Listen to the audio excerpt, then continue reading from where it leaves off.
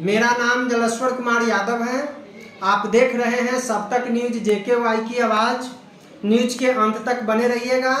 अभी हम सीतामढ़ी के जो चाइल्ड रोग विशेषज्ञ हैं डॉक्टर मनोज जी, उनकी पत्नी सीतामढ़ी शिवहर के MLC हैं, जिनका प्रतिनिधित्व भी ये कर रहे हैं। तो उनसे हमारी वार्तालाप जो अभी होने जा रही है वो मुख्य रूप से स्वतंत्रता दिवस 15 अगस्त के उपलक्ष्य में होगी। तो हमारा क्या कहना है और सर की ओर से क्या जवाब मिलता है, आप सभी को गंभीरता से सुनने और समझने की जरूरत है। तो सर, सबसे पहले सब तक न्यूज JKY की आवाज़ न्यूज चैनल में आपका हार्दिक स्वागत है। आपको भी बहुत बहुत धन्यवाद। और जो भी दर्शक हैं JKY की आवाज़ के, उन सभी को बहुत बहुत धन्यवाद और बहुत बहुत बधाई और सभी का स्वागत है इस चैनल में। सर, स्वतंत्रता दिवस 15 अगस्त लोग प्रमुखता से क्यों मना रहे हैं? सभी धर्म के लोग मना रहे हैं। हिंदुस्तान में जितने भी लोग यानी ये जीवन यापन कर रहे हैं, सभी लोग प्रमुखता से क्यों मना रहे हैं? आप थोड़ा सा डीपली हमारे ऑडियंस को जानकारी दीजिए। देखिए, असल में यदि 15 अगस्त 26 जनवरी इस दोनों तिथि की बात करते हैं और यदि हम भारतीय हैं तो निश्चित रूप से प्रत्येक भारतीय को यह पर्व मनाना चाहिए, क्योंकि यह भारत का पर्व है, यह राष्ट्र का पर्व है। और इसी दिन सन 1947 को हमारा देश आज़ाद हुआ था। इसीलिए भारत के एक एक नागरिक इस पर्व को मनाते हैं। और मुझे लगता है कि ये भारत के लिए, भारत की धरती के लिए और भारत देश के लिए इससे बड़ा पर्व कोई नहीं हो सकता है। यहाँ पर तो हिंदू मुस्लिम सिख ईसाई आपस में है, सब भाई भाई के दृष्टिकोण से लोग मना रहे हैं। फिर इस देश का नेतृत्व करने वाले प्रधानमंत्री नरेंद्र मोदी जी हिंदू मुस्लिम में लोगों को क्यों उलझा करके रखे हुए हैं? देखिए, मुझे लगता है कि 15 अगस्त 26 जनवरी या जब देश की बात हम करते हैं, तो जब भी देश की बात होती है तो मुझे लगता है कि निश्चित रूप से सबसे पहले तो ये सबको समझ लेना चाहिए कि हमारा धर्म, हमारा देश जो है वो धर्मनिरपेक्ष राज्य है भारत। इसमें सभी जाति, सभी धर्म के लोगों को रहने का अधिकार है और सभी लोगों को समान रूप से भारत का संविधान देखता है। सभी लोगों को भारत का संविधान, ये सभी लोगों को भारत का संविधान यह विशेष रूप से ग्राउंड लेवल हमारा कहता है, ग्राउंड रिपोर्टिंग मेरा बोलता है, जो सभी धर्म के लोग इसलिए तिरंगा झंडा को 15 अगस्त स्वतंत्रता दिवस के दिन यानी हर्षोल्लास पूर्वक मनाते हैं, क्योंकि इसमें हिंदू मुस्लिम सिख ईसाई सभी जाति के माता बहन, यानी कितना कतई माता और बहनें ने अपनी मांग के सिंदूर को मिट्टी में मिला दिया, जिसकी याद में पुनरावृत्ति करने के लिए लोग उस तिथि को याद करते हैं तिरंगा झंडा फहरा करके। इस पर थोड़ा सा बताइए आप। नहीं, तिरंगा कहाँ तक सत्यता है? देखिए, तिरंगा तो हमारे देश भारत की शान है। और 15 अगस्त जिस दिन भारत हमारा स्वतंत्र हुआ था सन 1947 को, निश्चित रूप से हजारों लोग, लाखों लोगों के बलिदान के बाद हमारा देश स्वतंत्र हुआ था। निश्चित रूप से बड़े दुख की बात है, उस समय की बात है कि जिस माँ बहनों ने अपने पुत्र को, अपने पिता को, अपने बेटे को, अपने पति को, जिस महिलाओं ने खोया, तो निश्चित रूप से वह दर्द की बात है, दुख की बात है। लेकिन उतनी ही शान और अभिमान और स्वाभिमान की बात है कि उन सभी लोगों की बदौलत और उन सभी लोगों के त्याग और बलिदान की वजह से हमारा देश आजाद हुआ था। इसलिए यह देश के लिए गर्व की बात है। हमारे प्रधानमंत्री नरेंद्र मोदी जी सिर्फ हिंदू मुस्लिम करके सत्ता पर का अपना जो है कुर्सी को बचाना चाह रहे हैं, लेकिन यहाँ पर जब 15 अगस्त और 26 जनवरी की बात आती है तो मैं देख रहा हूँ जो कतई अगर हिंदू अपना जान गंवाए हैं तो मुस्लिम भी जान गंवाए हैं। तो हिंदू मुस्लिम भारत में नहीं होना चाहिए। आपका क्या कहना है? देखिए, प्रधानमंत्री कोई भी हो, निश्चित रूप से वो देश के सबसे सम्मानित एक नागरिक में से हैं। और यदि उस पद पे जाके कोई भी व्यक्ति यदि धर्म की बात करता है तो वो यह मेरे समझ से उचित नहीं है। निश्चित रूप से वो एक ऐसा संवैधानिक पद है, एक ऐसा सम्मानजनक पद है और भारत के लिए एक ऐसा प्रतिष्ठित पद है कि वहाँ पे बैठ के किसी भी व्यक्ति को हिंदू मुस्लिम सिख ईसाई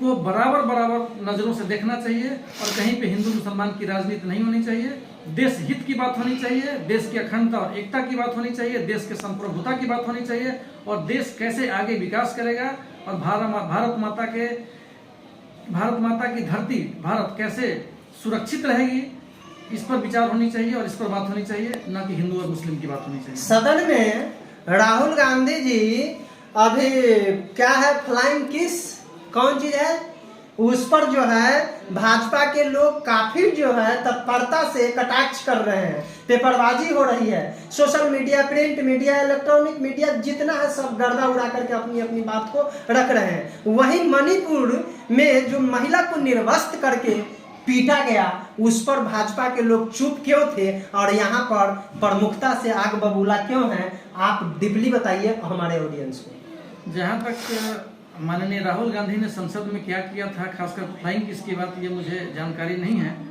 संसद में हालांकि उनका संबोधन हमने सुना था और संबोधन के अंत में क्या हुआ ये पता नहीं है हमको। सर आप गठबंधन में हैं, आपको जानकारी नहीं है? नहीं बता रहे हैं, जानकारी की बात, हमने उनका संबोधन सुना था।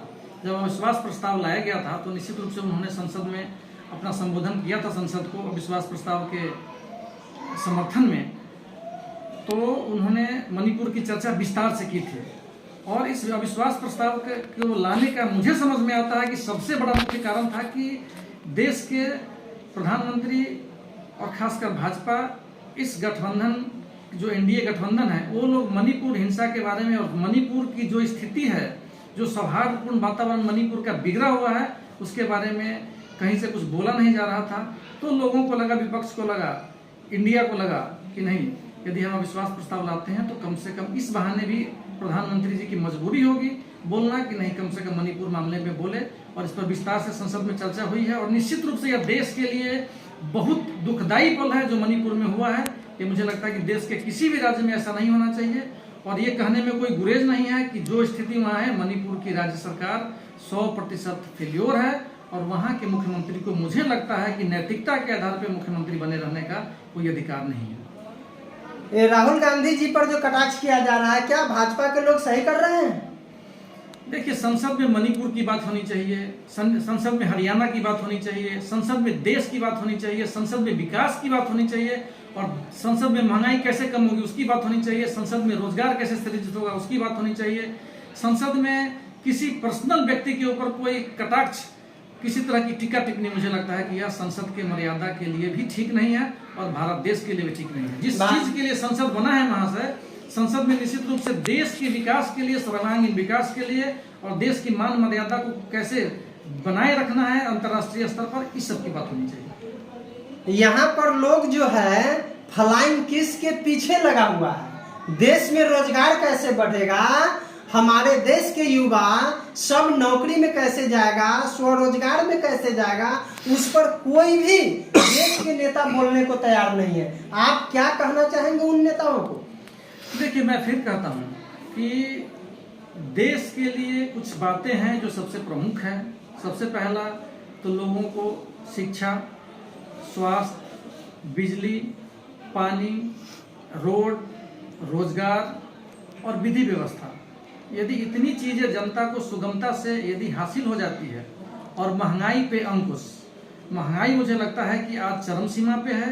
इस बात को सरकार को निश्चित रूप से अपने संज्ञान में रखना चाहिए क्योंकि भारत हमारा कृषि प्रधान देश है, लोगों की आय बहुत कम है और जो खेती की हालत है, खासकर इस बार जो बारिश नहीं हुई है, बिहार की हम बात करें तो किसान कितना परेशान है, कहीं बाढ़ से परेशान है तो कहीं सुखाड़ से परेशान है और यह कृषि प्रधान देश, और यदि यहाँ किसान खुश नहीं रहता है तो मुझे लगता है यह देश गर्त में चला जाएगा और बहुत दुर्भाग्य की बात होगी यदि किसान खुश नहीं रहेगा। जहाँ की 80%, 85% आबादी किसानों की है, गरीबों की है, तो यह देश उन्हीं पर निर्भर करता है और उन्हीं के बदौलत यह देश चल रहा है, चलता रहेगा।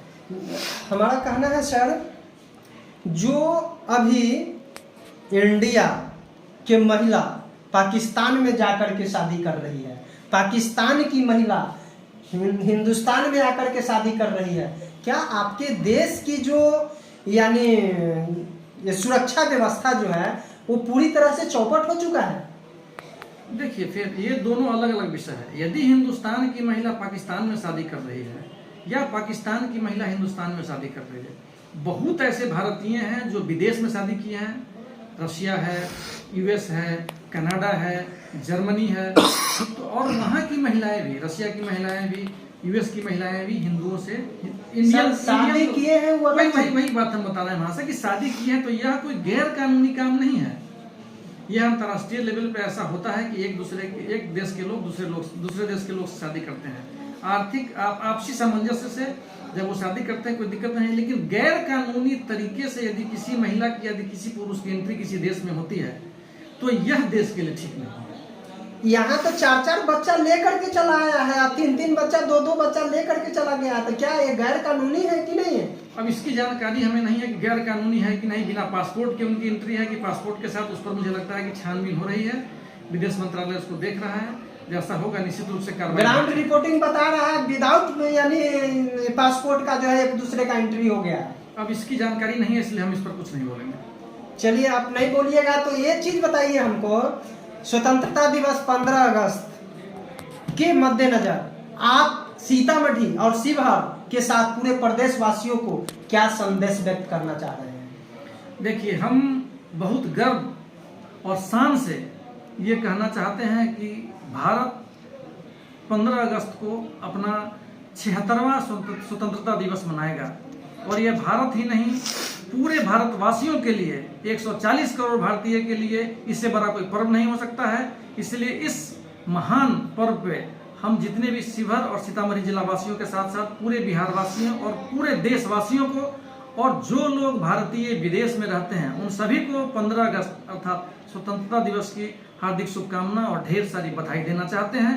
और सभी लोगों से आशा और उम्मीद करते हैं कि हमारे देश का मान सम्मान गौरव कैसे ऊंचा रहेगा, दुनिया में हमारे देश का नाम कैसे रोशन होगा, और हम भारतीय कैसे दुनिया के सामने सर उठा के चलेंगे। इसके लिए सभी लोगों को अपने तरफ से भरपूर कोशिश करना चाहिए कि भारत देश और भारत के नागरिक अपना सर उठा के पूरी दुनिया में जी सके। लास्ट, सब तक न्यूज JKY की आवाज न्यूज चैनल के ऑडियंस को क्या संदेश देंगे?